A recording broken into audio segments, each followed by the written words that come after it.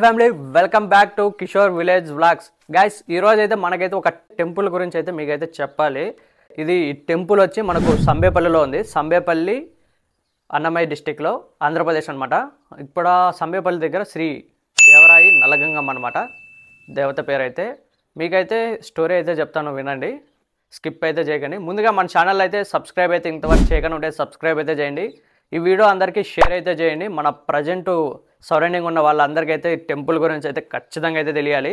ముందుగా అయితే లైక్ చేస్తే ఖచ్చితంగా బూస్ట్ అయితే అవుతుంది అనమాట. నాకైతే కొంతమందికి ఈజీగా అయితే ఉంటుంది వీడియో అయితే చూడేకైతే. మన ఫ్రెండ్స్ అందరికీ అయితే షేర్ అయితే చేయండి.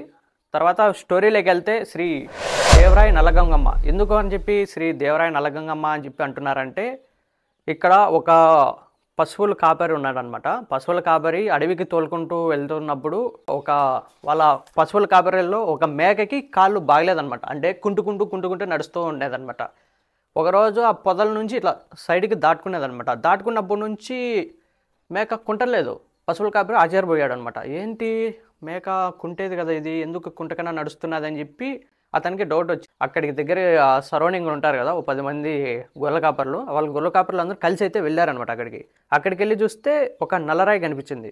ఆ నల్లరాయి మీద వాళ్ళకి తెలియని భాషలో విచిత్రమైనంగా గుర్తులు, ముగ్గులు అన్నీ అయితే ఉన్నాయన్నమాట. అది చూసి వాళ్ళు ఇదేదో వింతైనది, కొంచెం మహిమ కలిగిన రాయిలాగా ఉందని చెప్పి వాళ్ళైతే పూజలు చేస్తుండారు. పూజలు చేస్తూ ఉంటే అటు సైడ్గా వెళ్తున్న ఒక మునీశ్వర స్వామి అనమాట. మునీశ్వర స్వామి వీళ్ళు ఏదో పూజ చేస్తున్నారని చెప్పి దగ్గరికి అయితే వచ్చారనమాట. దగ్గరకు వచ్చి చూస్తే అక్కడ ఆ నల్లరాయి మీద ఉన్న చిత్రాలు ఉన్నాయి కదా, అదే ముగ్గులు ఆ టైప్ అవన్నీ చూసి ఇది చాలా మహిమగలిగిన రాయి అని చెప్పి ఆ రాయికి ఎదురుగా శ్రీ నల్లగంగమ్మని అయితే ప్రతిష్ఠించారనమాట విగ్రహాన్ని. అప్పటి నుంచి అక్కడ విగ్రహంతో పాటు అక్కడ రాయి కూడా పూజలు జరుగుతున్నాయి.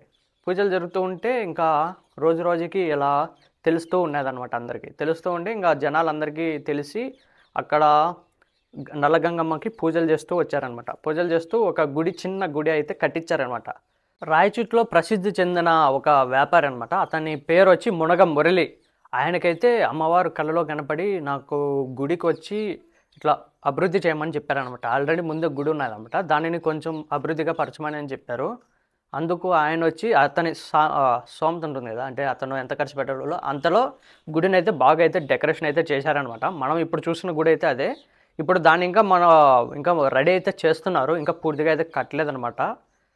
తర్వాత నేను చెప్పాను కదా ఒక రాయి అని, ఇక్కడ చూపిస్తున్నాను చూడండి. ఈ రాయి దగ్గరకు వచ్చి ఇవి పొరలాలన్నమాట. 3 టైమ్స్ ఇట్లా పొర్లు దండాలు 3 టైమ్స్ ఇలా పొర్లి లేస్తే తర్వాత లేచి దేవుడిని అయితే ముక్కోవాలన్నమాట. ముక్కొని మనం అనుకున్న కోరికను అయితే అమ్మవారికి చెప్పుకొని వెళ్ళాలి. రీసెంట్గా నాకు వేరే అతను ఇక్కడ వచ్చారనమాట. వాళ్ళని అడిగాను అనమాట. వాళ్ళు ఒకసారి కెమెరా ముందుకు వచ్చి ఇలా మాట్లాడండి అంటే వాళ్ళు కెమెరా ముందుకు రాలేకపోయారు. సర్లే అని చెప్పి ఇన్ఫర్మేషన్ చెప్పండి అన్న అని చెప్పంటే చెప్పారు నాకు. వాళ్ళు ఏం చెప్పారంటే అది చెప్తాను చూడండి మీకు. వాళ్ళ కుమార్తె అంట, అంటే వాళ్ళ కూతురికి మాటలు రావట్లేదంట పుట్టినప్పటి నుంచి. ఇలా కొంతమంది చెప్తూ వినడం చూసి అతను ఇక్కడికి వచ్చి అలా వాళ్ళ కూతురికి వచ్చి ఇలా చేపించాడంట. చేపించిన తర్వాత వాళ్ళ కూతురు మాట్లాడడం చూసి ఆశ్చర్యపోయాడు అతనైతే. అదే విషయం అయితే మనకు చెప్పాడు అనమాట. ఆశ్చర్యపోయి అయితే తర్వాత అమ్మవారికి ముక్కున్న ముక్కలు అయితే ఇక్కడికి వచ్చి అయితే తీర్చాడనమాట. తర్వాత ఇంకా వేరే ఆమెను కూడా అడిగాను. ఆమె వచ్చి ఏం చెప్పిందంటే అమ్మకి మోకాలు నొప్పి అంట. మోకాలు నొప్పి అంటే అక్కడికి వచ్చి అయితే 3 టైమ్స్ అయితే పొల్లిందంట. అమ్మకి మోకాలు నొప్పులు తగ్గడం స్టార్ట్ అయ్యాయంట. చూసారా ఎంత ఆశ్చర్యంగా ఉందో. వాళ్ళు చెప్తుంటే నాకు ఆశ్చర్యంగానే ఉంది. నాకు అయితే నమ్మబుద్ధి కాలేదు. వాళ్ళు నిజంగానే చెప్పి అలా జరగడం చూసిన తర్వాతనే అయితే మీకైతే వీడియో అయితే చేస్తున్నాను నేనైతే. ఖచ్చితంగా అయితే మన సరౌండింగ్ వాళ్ళైతే ఖచ్చితంగా అయితే టెంపుల్ని అయితే విజిట్ అయితే చేయండి. వీడియో ఎలా అనిపించిందో లైక్ అయితే చేయండి, గట్టిగా అయితే లైక్ అయితే చేయండి. మన వీడియో చాలా మందికి అయితే వెళ్ళాలన్నమాట. మన రాయచోటి సరౌండింగ్లో అందరికైతే చేరాలి. మ్యాక్సిమం మన రాయచోటి సరౌండింగ్లో అందరికీ అయితే తెలిసి ఉంటుంది, కానీ మన చిత్తూరు డిస్టిక్, అన్నమయ్య డిస్టిక్ ఉంది కదా, మొత్తం అయితే చేరాలన్నమాట. వీడియో అయితే లైక్ అయితే గట్టిగా అయితే చేయండి. మన ఛానల్ అయితే సబ్స్క్రైబ్ అయితే చేయండి. ఇలాంటి మరెన్నో వీడియోలు అయితే ఖచ్చితంగా అయితే మీ ముందుకైతే తీసుకొస్తాను. నాకైతే మీరు సబ్స్క్రైబ్ చేసి లైక్ చేయడం వల్ల నాకు ఒక ప్రోత్సాహం లాగా ఉంటుంది అనమాట. నాకు మరికొన్ని వీడియోలు చేయడానికి అయితే ఎంకరేజ్మెంట్ లాగా ఉంటుంది. దానివల్ల అయితే అడుగుతున్నాను. ఈ వీడియో ఎలా అనిపించింది అయితే కామెంట్ అయితే చేయండి. నెక్స్ట్ వీడియోతో అయితే మళ్ళీ వస్తాను నేనైతే. నెక్స్ట్ వీడియోలో అయితే మళ్ళీ కలుద్దాం. అంతవరకు బాయ్.